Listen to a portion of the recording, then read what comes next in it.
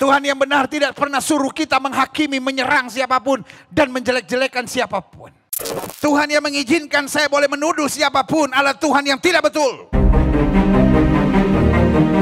Haleluya, haleluya. Selamat datang dalam program kita Kamu Hebat. Secara khusus hari ini kita masuk pada Gal Komen, di mana saya sedang membahas dalam khotbah minggu bahwa kita harus saling menghargai, karena Allah yang hidup, Allah yang benar, Allah yang bertanggung jawab, Allah pencipta kita semua adalah Allah yang menciptakan perbedaan di tengah-tengah kita. Karena itu orang-orang dewasa adalah orang-orang yang menghargai perbedaan. Tetapi sebaliknya, orang-orang yang cupet dan sempit adalah orang-orang yang kemudian saling menghina. Nah, saya bangga dengan Alkitab sebagai firman Allah, karena di dalam Matius pasal 5 ayat 21 bilang begini, kamu telah mendengar yang difirmankan kepada nenek moyang kita, jangan membunuh. Siapa yang membunuh harus dihukum. Ayat 22, penekanannya sangat jelas dikatakan, tetapi aku berkata kepadamu, ini Yesus sendiri yang berkata, tapi aku berkata kepadamu, setiap orang yang marah terhadap saudaranya harus dihukum. Artinya apa? Tuhan gak mau kita dendam, Tuhan gak mau kita benci, Tuhan gak mau kita menyimpan kepahitan. Bahkan selanjutnya dari Matius 5 ayat 22 dikatakan, siapa yang berkata kepada saudaranya kafir harus dihadapkan kepada mahkamah agama. Artinya apa? Kita nggak boleh sembarangan menuduh orang. Nah, kita ditantang untuk bertanggung jawab buat diri kita, mendisiplin diri kita, mengarahkan hidup kita, tetapi tidak sembarangan menyatakan sesuatu tentang orang lain. Karena firman Tuhan jelas berkata, siapa yang berkata kepada saudaranya kafir harus dihadapkan ke mahkamah agama, dan siapa yang berkata jahil harus diserahkan ke dalam neraka yang menyala-nyala. Lihat, saudara yang kasih dalam Tuhan, marah kata Alkitab, lalu mengatakan orang kafir, lalu menyatakan orang jahil. Artinya apa? Hidup jangan sembarangan dengan mulut kita, karena Alkitab jelas berkata apa yang dari dalam hati terpancar keluar. Kalau mulut kita jahat, biasanya karena hati kita busuk. Biarlah kita belajar untuk mengendalikan perkataan, karena Alkitab berkata hidup dan mati seseorang dikuasai oleh lidahnya. Barang siapa suka menggemakannya, ia akan memakan buahnya. Tetapi kita juga diajar untuk mengampuni, mengasihi, dan mendoakan orang yang berbuat jahat kepada kita. Jadi yang paling penting, kita jangan suka menghina orang, kita jangan suka merendahkan orang, kita jangan suka membuli orang, kita jangan suka menyakitkan hati orang dengan perkataan-perkataan kita. Biarlah perkataan kita membangun, menjadi berkat, membawa damai, dan menghadirkan shalom surga. Tetapi sebaliknya, kalau orang menghina kita, orang menyerang kita, orang membuli kita, bahkan orang menghina iman kita, kita tetap harus mengasihi, kita tetap harus mendoakan, kita tetap harus memohon berkat Tuhan bagi mereka. Karena kita tidak pernah diajar untuk membalas yang jahat dengan yang jahat, tetapi kita belajar untuk mendoakan, untuk mengucapkan berkat, dan untuk mengasihi setiap orang yang menyerang kita, menghina kita, menjatuhkan kita. Karena kita diajar oleh Kristus Yesus Tuhan yang bukan hanya memberi pelajaran, tetapi memberi teladan buat kita. Karena itu saudaraku yang kasih dalam Tuhan, ini waktunya kita menjaga damai Tuhan, kasih Tuhan, dan sukacita Tuhan dalam hidup kita.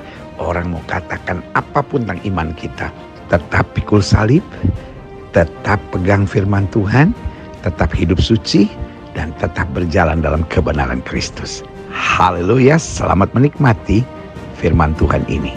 Haleluya. Saya catat di sini begini. Banyak serangan terhadap iman Kristen, bahwa Kristen itu kafir.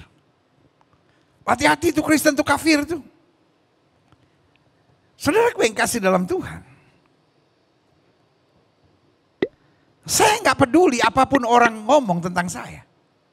Saya nggak peduli orang ngomong apapun tentang kekristenan. Karena sekali lagi kekristenan tidak tergantung omongan dan konsep saudara. Tetapi kalau orang bilang Kristen itu kafir, terserah. Dan saya coba pelajari kenapa Kristen disebut kafir. Karena alasannya orang Kristen makan babi. Saudara yang kasih dalam Tuhan, kalau saudara tetap berprinsip seperti itu silahkan. Tetapi pertanyaan saya cuma sederhana. Kalau babi bisa menentukan seorang masuk surga atau masuk neraka, babi itu juru selamat. Artinya yang makan babi pasti masuk neraka. Pertanyaan saya, yang tidak makan babi gimana, masuk surga kan?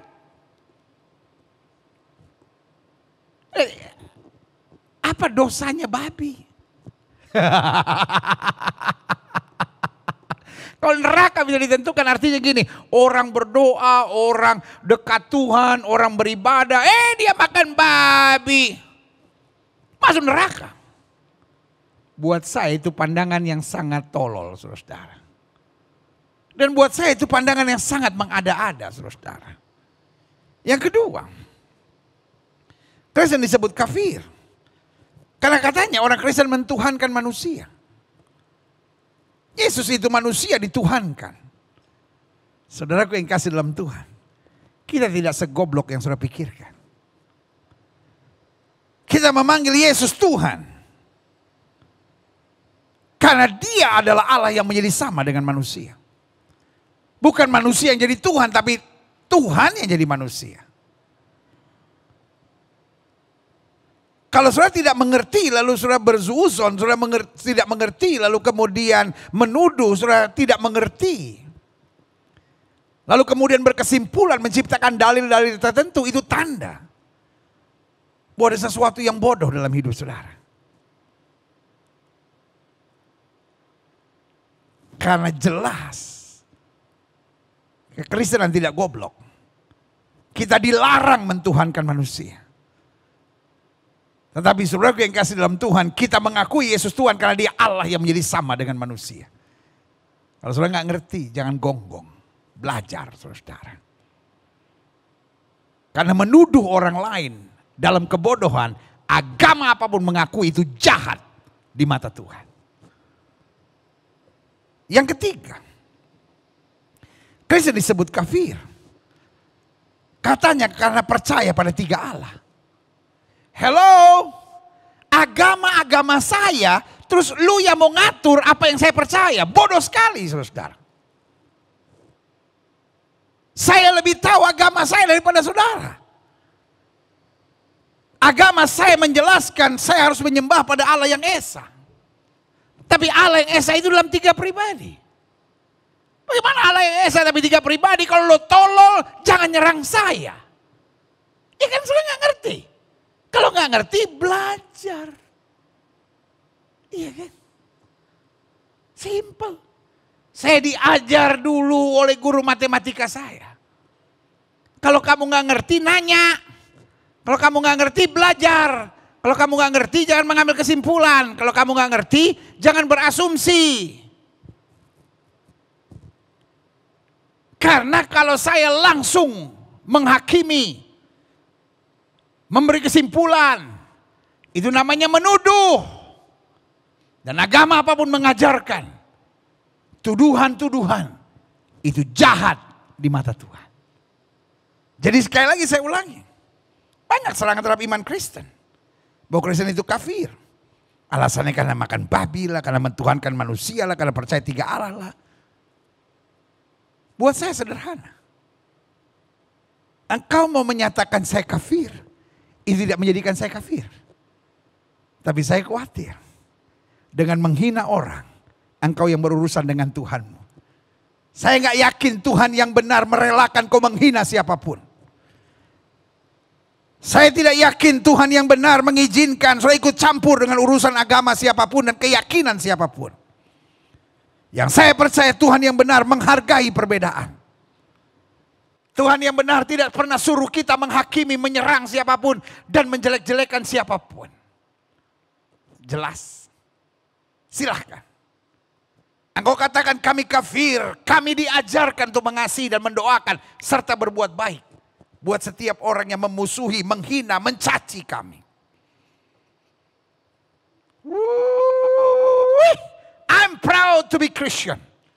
Saya bangga jadi anak-anak Tuhan Yesus. Karena saya tidak pernah diajar untuk bilang siapapun kafir. Lalu kemudian ada tuduhan. Tapi orang Kristen suka menghina agama lain, katanya domba yang sesat. Itu pun bodoh. Itu pasti dari orang-orang yang tadinya Kristen lalu pindah agama, lalu ngajarin adu domba perpecahan yang tidak jelas, saudara. Saudara mau tahu kebenarannya? Baca Alkitab dengan betul. Domba yang sesat adalah murid-murid Yesus yang meninggalkan Yesus. Itu yang disebut domba yang sesat. Makanya di Alkitab saya ditulis, kita sekalian sesat seperti domba. Masing-masing mengambil jalannya. Tetapi kejahatan kita ditimpakan kepada Kristus. Kristus menanggung segalanya. Supaya barang siapa yang percaya kepada tidak binasa. Melainkan beroleh hidup yang kekal. Hati-hati saudara. Jangan sembarang menuduh. Karena mata Tuhan terbuka dan telinganya tidak tuli. Dia tahu persis. Tuduhan-tuduhan sembarangan. Yang saudara keluarkan. Dari mulut tanpa otak. Pertanyaan saya, kalau mulut berbunyi tanpa otak, knalpotkah itu atau apa, saudara-saudara?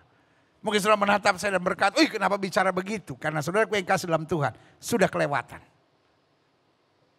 Sudah kelewatan. Dan saya harus memperingatkan. Bukan karena saya tersinggung. Tapi saya memperingatkan. Supaya saudara tidak jatuh lebih dalam dosa dan kejahatan serta kebusukan hatimu itu. Posisi kami tidak berubah.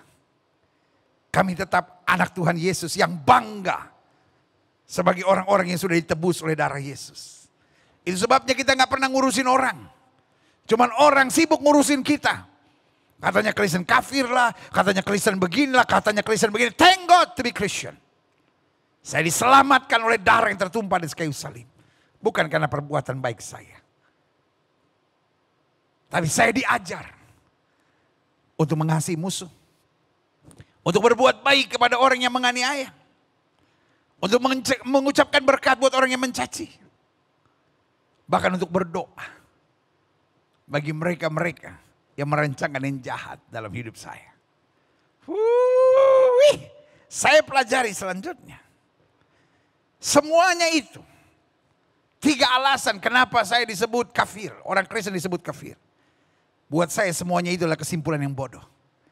Dan karena kesimpulannya bodoh, maka tuduhannya menjadi keji. Dan sebagai rekan sesama orang-orang yang percaya. Karena kalau mungkin kita tidak bersaudara dalam iman.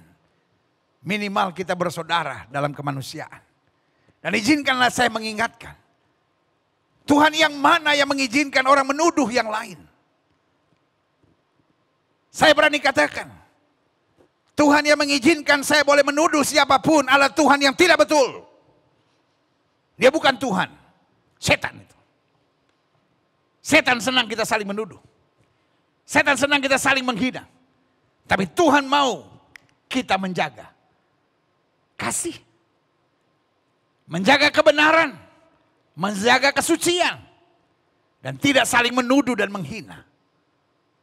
Silahkan saudara cerna dalam kehidupan kita masing-masing. Saya pelajari selanjutnya. Iman Kristen buat saya membanggakan. Meskipun orang bilang, wah Kristen itu kafir. Ada yang bilang Kristen itu kafir. Kafir. Belajar dulu yang benar. F. Apa? Semua bilang nggak benar. Fitnah. F, kafir. Ya kan? Tapi saudara yang kasih dalam Tuhan, engkau boleh menyerang, engkau boleh menyudutkan, engkau boleh menghina kekristenan. Tapi iman Kristen buat saya membanggakan. Karena ajaran-ajarannya penuh dengan nilai-nilai moral yang luar biasa. Saudara boleh taruh buku-buku rohani.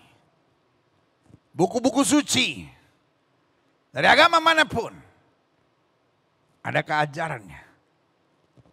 Kasihlah musuhmu. Berdoalah bagi orang yang menganiaya kamu. Dan itu bukan hanya ajaran. Tapi ketika Yesus sendiri disalib. Yesus dihina, Yesus dicaci, Yesus dimaki. Inilah doanya. Bapa, ampunilah mereka sebab mereka tidak tahu apa yang mereka perbuat. Kalau saya boleh kembali mengingatkan saudara tentang khotbah minggu lalu. Maka ini yang saya mau bilang, Yesus bukan hanya guru yang pandai mengajar. Dia bukan hanya juru selamat yang mampu menyelamatkan. Dia bukan hanya Allah yang menjadi sama dengan manusia, tapi dia juga Tuhan yang memberi teladan buat kita. Haleluya. Apapun yang orang bilang tentang kekristenan itu kafir. Saya bangga menjadi anak Tuhan Yesus. Karena ajaran-ajarannya penuh dengan nilai-nilai moral yang luar biasa. Contoh satu, pernikahan diagungkan. Perceraian ditolak dan dibenci. Wah, luar biasa. Statement Alkitab jelas, Allah benci perceraian. Apa yang dipersatukan Tuhan tidak boleh diceraikan oleh manusia. Keduanya bukan dua tapi satu. Wah, luar biasa. Jangan berzina, jangan cemarkan tempat tidur. Kalau kamu memandang wanita dan mengingininya, kamu sudah berdosa, berzina dalam hatimu. Ajaran yang sangat jelas. Ya, tapi saya lihat banyak orang Kristen berzina, itu lain cerita. Tapi ajarannya yang Kristus perintahkan. Saya tidak bisa menjudge sebuah ajaran hanya dari perilaku pengikutnya. Mengerti sampai di sini? Itu sebabnya saya bilang, I'm proud to be Christian. Saya bangga jadi anak Tuhan Yesus. Seorang suami hanya boleh punya satu istri. Seorang istri cuma boleh punya satu suami. Bahkan Alkitab bilang, kalau sampai kamu bercerai, kamu tidak boleh menikah lagi. Oh, jelas. Yang pertama, pernikahan diagungkan. Istri harus tunduk kepada suami sama seperti jemaat tunduk pada Kristus. Wah, kalau begitu wanita disewenang-wenangkan dong. Tidak, karena perintah satunya lagi. Suami, kasihilah istrimu sebagaimana Kristus berkorban bagi jemaatnya.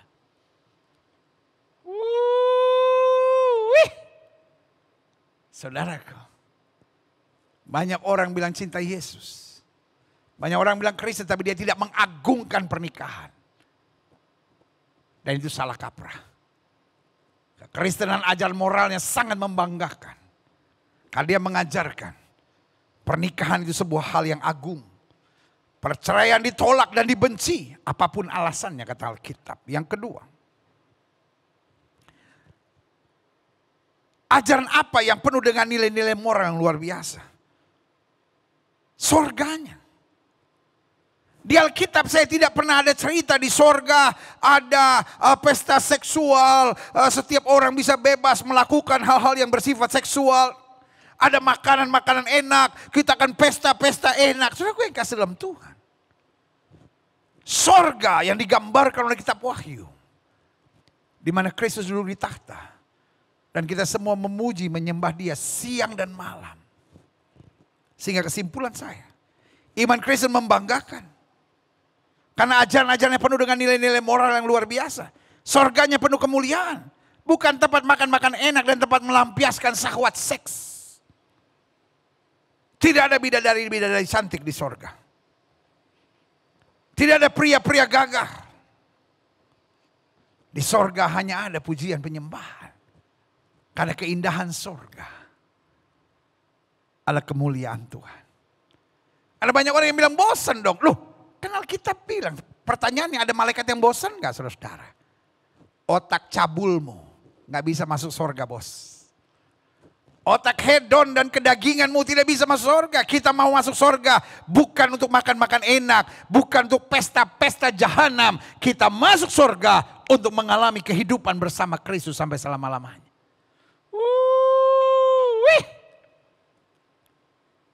I'm proud to be Christian. Saya bangga jadi anak-anak Tuhan Yesus. Yang ketiga, ajaran-ajaran yang penuh dengan nilai-nilai moral yang luar biasa.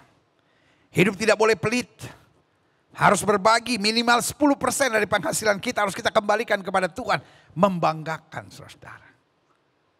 Terlebih berkat memberi daripada menerima.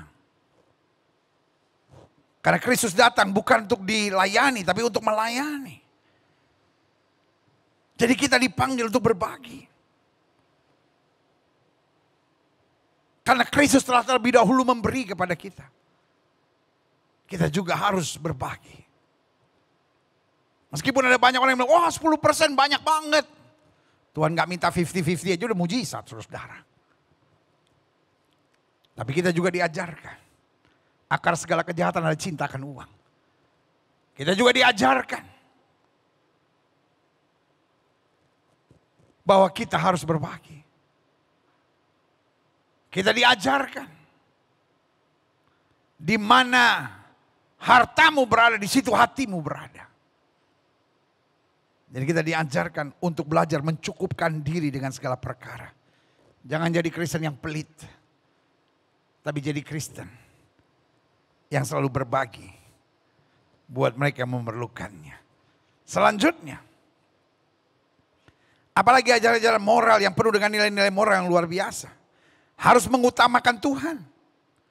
Melepaskan diri dari berhala, paranormal, ramalan-ramalan. Termasuk ramalan nasib, ramalan bintang, dukun-dukun, serta kuasa-kuasa kegelapan. Luar biasa, saudara-saudara. Saya lihat banyak ajaran.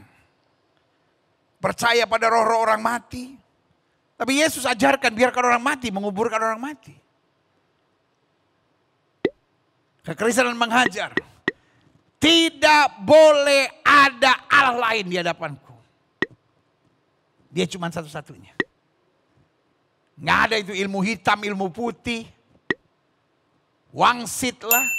Kita percaya pada tuntunan suara Tuhan. Tapi kita nggak percaya pada nenek moyang bicara. Garis tangan lah, ramalan nasib. Tuhan kita.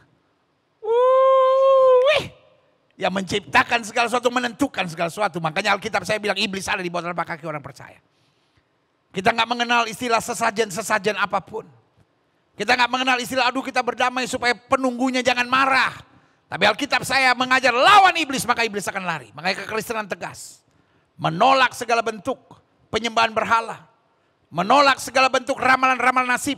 Ramalan-ramalan bintang. Karena kita percaya selama kita tidak miring ke kiri maupun miring ke kanan, hidup kita diberkati, kita tidak akan turun tapi naik. Tidak akan menjadi ekor, dipimpin menjadi kepala yang saja katakan haleluya.